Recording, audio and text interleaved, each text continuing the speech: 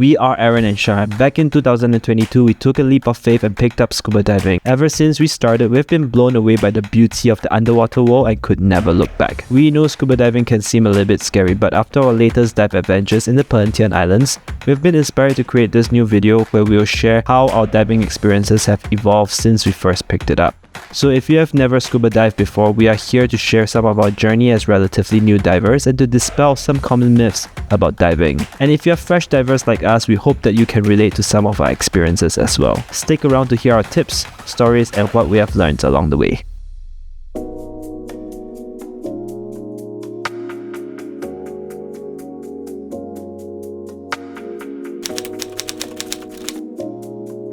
We are not experts and we are not professional diving instructors. We've only done 15 dives at 3 different locations so far, and we are only sharing our experiences from a recreational perspective. Yeah, scuba diving isn't everybody's cup of tea, so we recognize that if you've got any medical conditions, it might be best to have a chat with a healthcare professional before diving in. What we are sharing today is not a substitute for professional training or advice. So always remember to prioritize your own safety and well-being based on your own physical abilities and comfort levels. In this section here, we wanted to share about our dives that we have done so far. So when did we start diving? So we got our scuba certification back in 2022. Feels like it's just yesterday, you know? Like I still remember every single experience quite vividly about what happened, to how we felt, and more. Yeah, the memory of what happened during our first dive is still so fresh in our minds. Today was really not easy. It's the first day of our scuba dive and it was quite an experience. Where did we learn to dive? We learned it at Tioman, one of the dive spots in Malaysia and near Singapore. We chose that because it is one of the more popular spots where Singaporeans go to. The waters around Singapore is not that clear and not very suitable for diving because it's often murky, so we decided not to learn diving in Singapore. So where did we dive subsequently after our first time diving? So after that, we've only done diving at 2 other places. The first is at Muar Bual in Cebu, the Philippines, and the second was at Perhentian in Malaysia.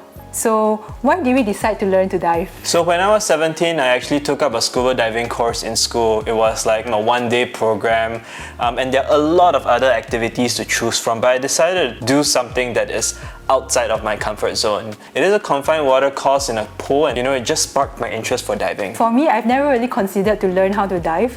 Number 1, because I'm not a big fan of the sea, and number 2, I've always pictured diving as a very expensive sport or hobby to pick up. Yeah, also from a very young age, I'm always curious to understand about the underwater world, particularly how to swim with the fishes, or how photographers in Nat Geo try to take really beautiful pictures. I'm always fascinated by all these really amazing moments that they're able to capture, and I really wanted to always do that. So we did our first dive at Pulau Tioman, and I must say that this was one of the toughest skills that I had to learn back then in a while. Yeah, before learning how to dive, I've actually never swam in seawater or salt water for a long period of time before, and I was just not used to how salty it was. So usually for dive shops, they have a pool. For these first few practical sessions, the lessons are actually conducted inside the pool. However, for the dive shop that we decided to sign up for, did not really have a pool. So our first practical lesson, we had to do it in the sea, even though it was very near the dive school. And even though we are fairly confident pool swimmers, this was still relatively challenging for us. Do you remember? We're not used to the salinity of the water. Just picture this, for our first swim, we had to swim with our snorkel and our mask and our fins, and we were in the sea. So when we were swimming towards our instructor, the wave just kept crashing, and then some of the water went into the snorkel itself, so water kept going out into our faces. Even an hour later, mucus still kept coming out of our noses. It was actually quite disgusting. It was super uncomfortable. Despite my one other experience about 10 years ago back then, right, it still felt like a rude awakening to me. After the first dive, we had so many questions do you still want to continue diving? It's kind of awful. Do you want to pick up this sport? I don't know. Do you want to give up on diving altogether? I don't know if tomorrow is going to be any better. Those questions were actually quite real back then. Yeah, but even though it was a rough start, we knew that as days go by, it will get easier and then we will emerge stronger from all these experiences. Fast forward to our most recent dive, we were very confident about our abilities to dive. We were able to stay neutrally buoyant, we were able to breathe normally, and we handled our situations pretty well. No more nasal problems for sure. Yeah, and we were able to swim alongside fishes very comfortably. Also on our first dive, we also had to focus on trying to remember like the steps, the buddy checks, keeping track of our air supply, recalling all the hand gestures that we had to do underwater. It kind of took away the enjoyment of actually trying to appreciate the underwater because we're just very, very afraid to make mistakes. Yeah, we were like in survival mode the first few dives. It also didn't help that our instructor was super strict with us. By the time we dived in Perhentian, a lot of things has changed. Of course, we are familiar with most of the steps, which made it easier for us to focus on the marine environment and our movements underwater. It felt great. Looking back, we now understand why our dive instructor at Tioman was so strict with us. She knew that we had to get our basics right before we can even dive safely. I think after my dive at Perhentian, there are two things that I know I want to practice on. The first one is controlling my buoyancy, and the second one is improving my air consumption. Yeah, I think it's also pretty important to get a hang of the navigation underwater as well, and also get better at identifying those beautiful fishes. There's so much more. There's just so much more to kind of explore underwater. So before we dive into how we got started with scuba diving, let us clear some common myths. The first myth, diving is dangerous. Even my mom had this impression, diving is always dangerous to her. Well, everyday activities like running, driving or cooking can also be dangerous and risky if you are not careful too. Diving can seem very intimidating, but with the right approach, right, with the right mentality, it's no more dangerous than driving, for example. It's all about how you handle risk, how you handle situations. Think of like driving, right? You have to follow the rules of driving, just like how you have to follow the rules of diving too. And with proper training and some precautionary things that you do, it becomes much safer. So the first step is getting proper training and certification. It's not about ticking boxes, it's about learning all the safety precautions and safety measures that are needed in order to have a very safe and enjoyable dive.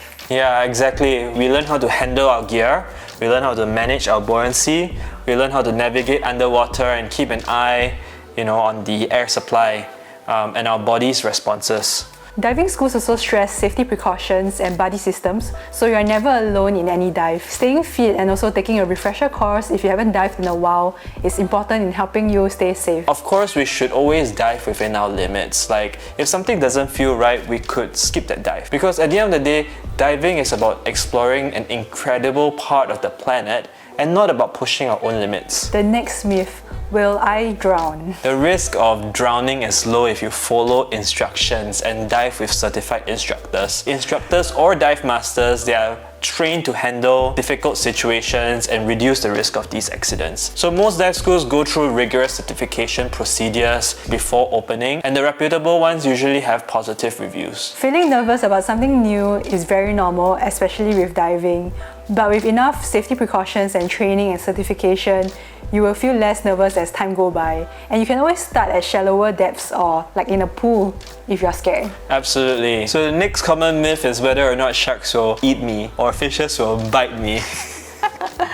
I'm guilty of this one. I used to think that fishes and sharks would come and swim beside us and like look at what we're doing whenever we swim. But actually that's not true. Most fishes and sharks actually just mind their own business and like they're not even interested in us unless we are like disturbing their habitat or like we're looking threatening to them. Yeah, when we think about sharks, we often picture those great white sharks, those monstrous sharks with big teeth. They are scary, they are ferocious. But there are so many different types of sharks as well, like all of them in different sizes too. Like the bamboo shark that we saw sleeping underwater, they are way smaller than us. Most of the time during the day when we dive, they are actually sleeping during the day, so they are nocturnal animals too. So far, the sharks that we've seen are pretty mild and gentle and just like ignoring us. I think they're more likely to swim away from us than confront us, right? Yeah, that's true. And of course, learning to have good buoyancy control and also keeping your trim tight with your fins and your arms will also help to not disturb their habitat or like accidentally touching them. They are usually more interested in their own world than in us. So after a while, I learned to not stress about fish or sharks. I just enjoy swimming past them and observing them from an arm's length. Yeah, it's important not to touch these marine creatures too, right? Some fishes like the pufferfish or the scorpionfish can be dangerous. Yeah, even harmless looking fishes too, right? Like they can be venomous, like the stonefish, which camouflages really well underwater. Innocuous looking corals can also be threatening too. Our dive instructors usually see the danger from afar and they will point it out to us and do a hand signal, which is like, this is the hand signal that they'll do. And if it's very dangerous, they'll do it very quickly. It's like boxing, jabbing. But not all fishes or corals are dangerous. We should still respect the marine environment. Just be aware where our fins are and where our hands are all the time. Another common myth is, do I have to be fit or do I have to be a good swimmer? You do not need to be an Olympic swimmer to be a diver, but of course, general health is important. If you have medical conditions, you can always consult your doctor and speak to the dive shop. I do think that we do need to be fairly confident in water though. Swimming wise, to obtain a PADI open water certification, the instructor will assess whether or not we are able to swim 200 meters with fins. This is not a long distance at all. And if we are able to tread water for about 10 minutes. After learning how to dive, the hardest part isn't the dive itself, it's more of carrying the equipment to the boat and off the boat.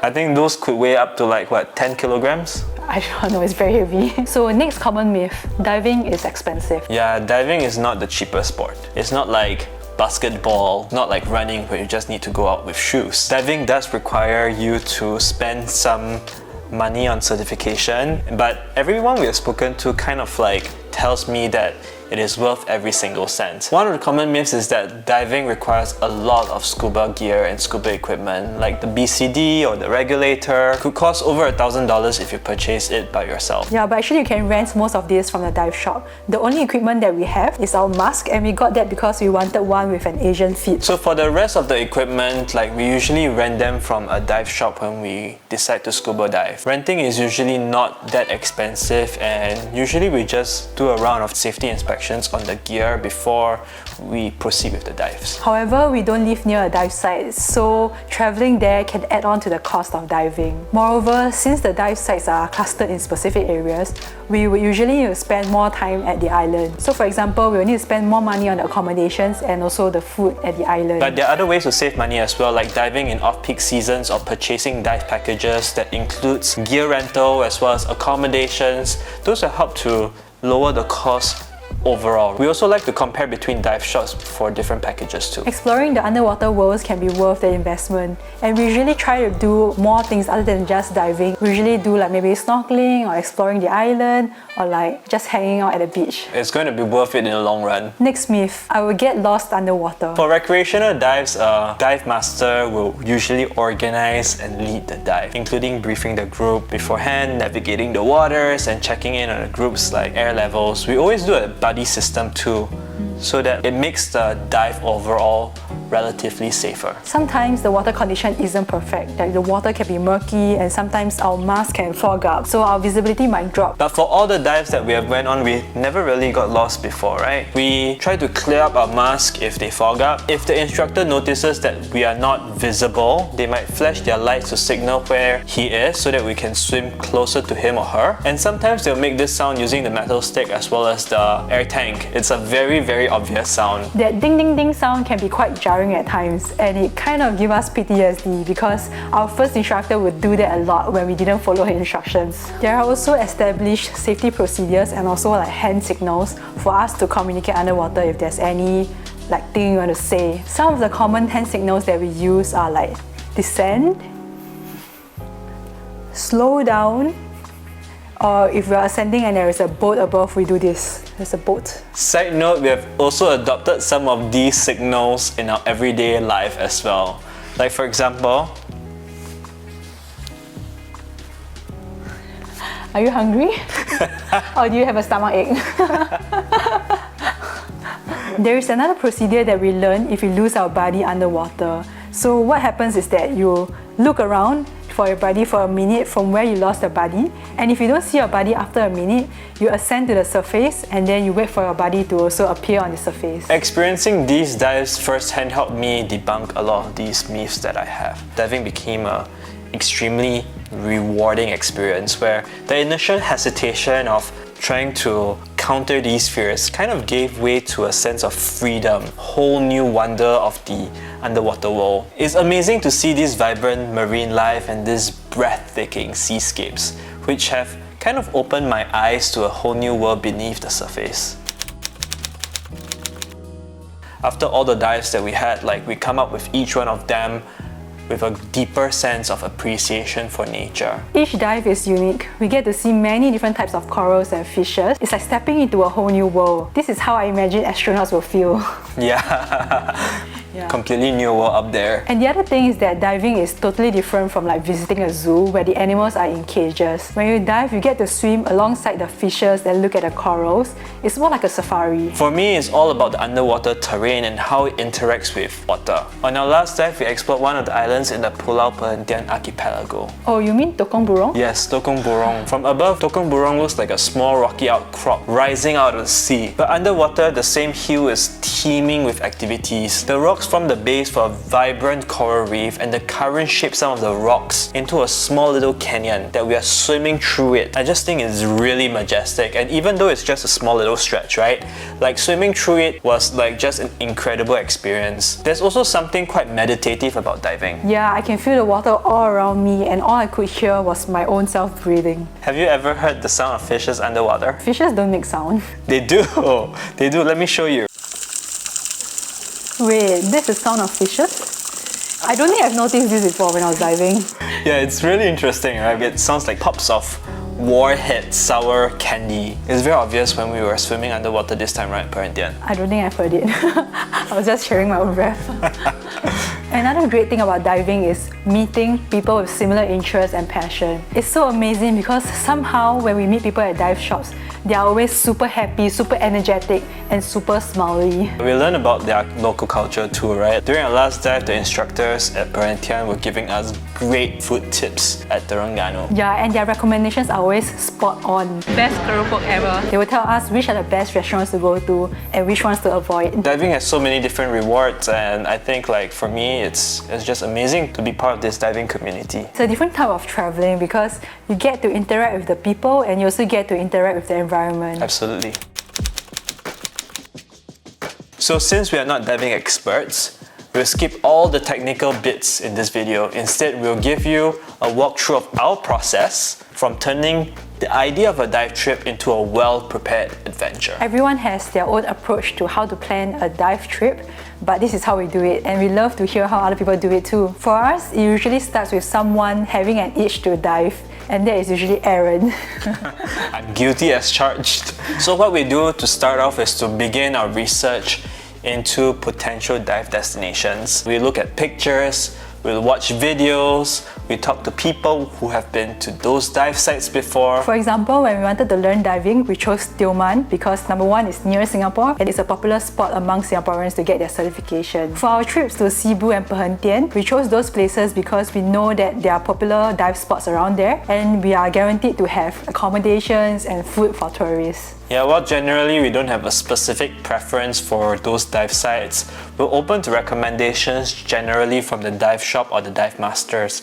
They usually recommend the sites based on our level of experience and our preferences as well. And some dive sites are more suitable for advanced divers due to the depth or the challenging conditions. For example, there's this World War II shipwreck that I really wanted to visit when I'm in Kuching, but that requires us to get an advanced open water certification. The next part is also knowing about the dive season because the dive season affects the visibility and the water conditions. Some dive sites close during the monsoon seasons, or we also try to avoid September to November in the northern hemisphere because of the higher risk to hurricanes and typhoons too. We are fortunate to live in Southeast Asia where we can dive year-round. From Singapore, we are just a 4-hour flight away from many different dive sites, including the Coral Triangle, which spans many different countries, including Indonesia, Philippines, and also the Solomon Islands. This region, often referred to like the Amazon of the seas, only covers 1.6% of the planet's oceans. but it is home to 76% of the known coral species. Understanding the dive seasons is very important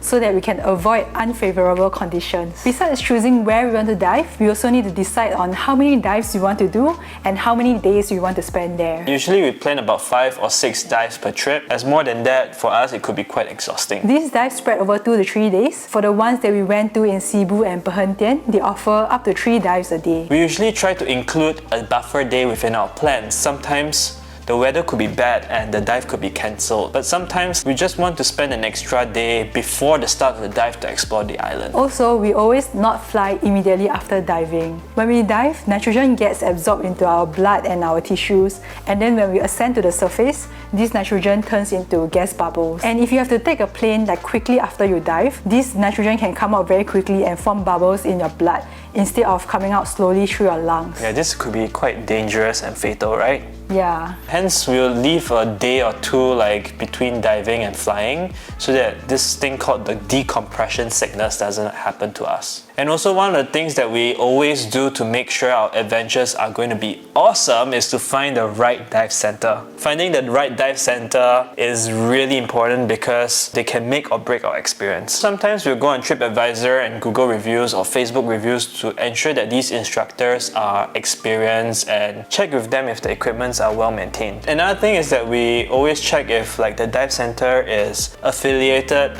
with a certification agency like PADI or SSI so that we can kind of be assured that this dive center is not like any dive centers. We also prefer if the dive master is a local because they tend to be more familiar with the different dive sites and they know where to show us the very, very unique types of fishes and corals. I think what matters to me is also about the transparency in pricing as well as the type of inclusions within the pricing. We prefer dive centers that has information online about their prices and what is part of the package and what is not. This helps us budget accordingly and ensure that we have a smoother experience. And lastly, diving with friends is also really enjoyable too.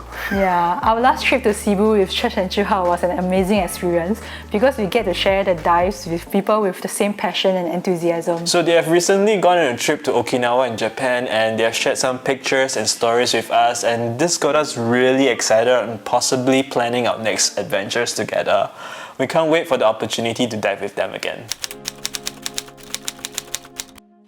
I love this question so much because it just fuels my desire to just want to travel and dive. One of the places that we want to visit is Raja Ampat. This part of Indonesia is known for its coral islands and its clear blue water. So you'll be able to see the tiniest shrimps and the camouflaged seahorses. Raja Ampat is part of the Coral Triangle too, and so is Sidapan. Partly because it is near to Singapore and partly because we have heard so many people talking about it. This island sits on top of an extinct undersea volcano and they're surrounded by canyons. We have never really seen that before. There are also many other dive spots as well, such as Okinawa, which is recommended by our friends Zhihao, the Belize Barrier Reef, which is the second largest barrier reef in the world after the Great Barrier Reef in Australia, as well as the SS Tissagon Wreck in the coast of Egypt. I just want to dive in all of them and see what there is underwater. Those places are a little bit too far, but there are also other places nearer to Singapore, like Komodo Islands in Indonesia.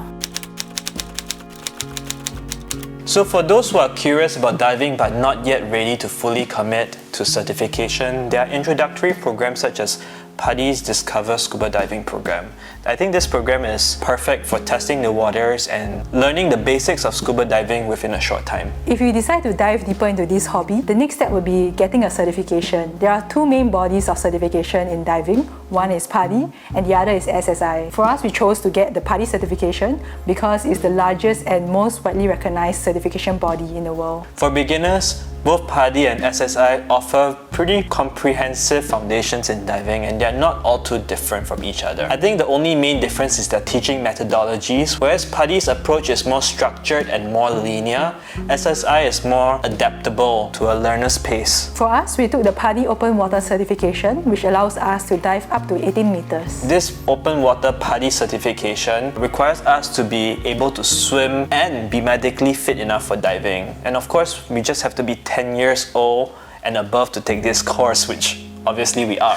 One of the first things that we had to do was to do the online e-learning. We did that across 3 to 4 weeks and it took us 10 hours in total. 10 hours of our weekend, right? Trying to study the theories of diving, but it helped us with our foundations for our practical course. Yeah, then after we went to Pulau Tioman for the practical segment. It's a 4-day, 3-night program, right? And we know that there are other dive schools which can compress that within 1 weekend. I think that's a lot. We like to do things slowly. So during the course, our instructors deepened our theoretical knowledge that we have learned online by going through several key principles. So we also took tests during the course as well so that the instructor would be able to know where we are and how much we've understood these principles. Yeah, I remember like doing that test was kind of scary for us because we haven't like done tests in a while and we had to get 16 out of 20 to pass. Like that's like getting an A or something like this. For PADI, the lessons are done very progressively. So when it's time for a dive, we practice our basic skills in confined waters, which include like skills such as mask clearing, regulator recovery, and many more. And once the instructor deemed that we are confident enough in the water, we can progress deeper into our open water dive. The dives in this open water are also supervised by the instructor too. Shar, do you remember that feeling when you attained the PADI open water certification? Yeah, that feeling was quite amazing actually. It was like our instructor leaving the best for the last.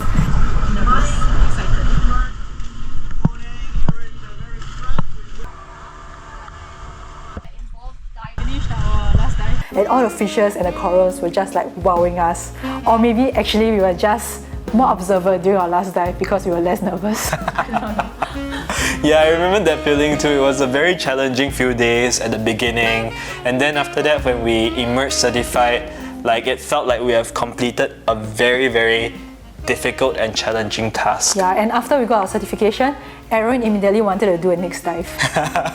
I feel proud of our achievements together. Our plan is to get the Advanced Open Water certification, which will allow us to dive deeper up to 30 meters. And also explore night dives as well.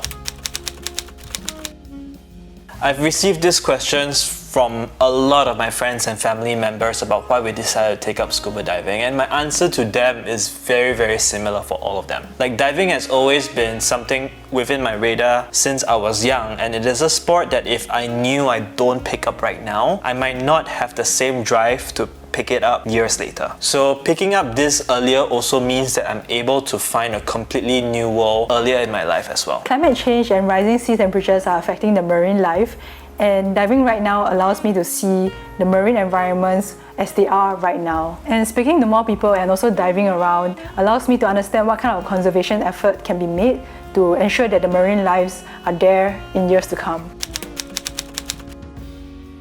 We hope you've enjoyed diving with us and also getting a glimpse into our underwater adventures. Diving has opened our eyes to a whole new world beyond the surface, and we can't wait to share more of our experiences with you. Whether you're a seasoned diver or still thinking about taking the plunge, I hope that our tips and our stories has inspired you to explore the waters. Yeah, and if you have any questions or want to share your own dive experience, drop us a comment below. We'd love to hear from you. Thanks for watching our video. Until next time, stay curious and happy diving. We'll see you in our next video. Bye!